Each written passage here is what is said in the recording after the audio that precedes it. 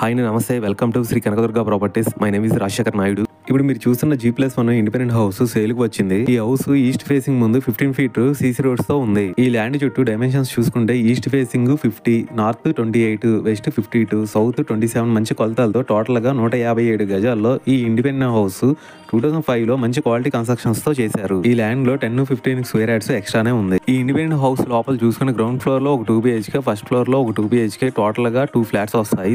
దానికి attached bathrooms కూడా వస్తాయి. ఇందులో మీరు ఒక చిన్న ఆల్టో కార్ కూడా పార్కింగ్ చేసుకోవచ్చు.